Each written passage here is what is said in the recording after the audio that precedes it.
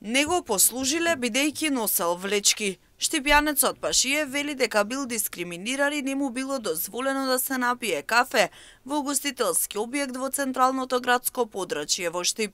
Тој заедно со неговите внуци од Германија отишле во кафич, ама келнерот му кажал дека треба да го напушти мистото бидејќи е во влечки.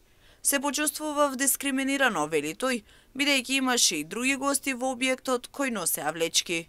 Келнерот почна да вика, значи имаше негде околу 10 на 15 души, вели морате да го напуштите објектот, пошто вели не сте соодветно облечен. А јас бев исто вака како што сум сега облечен и ми рече дека сум бил во влечки. Моите влечки се сандали, значи тоа не е влечка, а видов непосредно пред мене кај што седеа луѓе, се беа во влечки се беа. Значи тоа се осетив дека сум маргинализиран, се осетив дека сум дискриминиран. Јас му рекав откаде ви е таа заповед, откаде ви е ова. Тој ни рече дека му им заповедале газдата. Јас реков сакам да се слушнам со газдата, дај ми го телефонскиот број.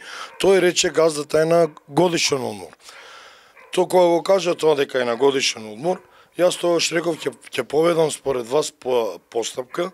Останува нејасно за него која е вистинската причина поради која бил истеран од локалот во Штип. Боја на кожа, нација или вера.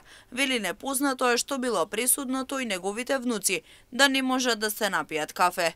Сега бара сите надлежни институции да ја испитаат работата и соодветно да реагираат. Вака трогателно ме увреди, пошто и бев увреден пред внуците кои за прв пат идат од Германија или на одмор за да ги почистам. Потоа испадна така една несакана ситуација. Само за мене и за внуците тоа се однесуваше. Значи, другиот народ што седеше, тоа не. Значи, дали гледаше преку нација, преку вера или преку раса, тоа е за мене во овој 21 век глуп и туп човек. Јас апелирам до сите јавни институции, до сите овие надлежни институции кои ги водат овие постапки, значи да не постои разделба на црно или на бело, на жолто или на црвено.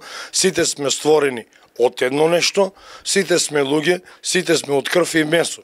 Значи треба да се сакаме, да се поштуваме. Додава дека сите луѓе треба меѓусебно да се почитуваат без разлика на вера, нација или боја на кожа. Во спротивно се покажува дискриминација која е далеку од добра и прифатлива.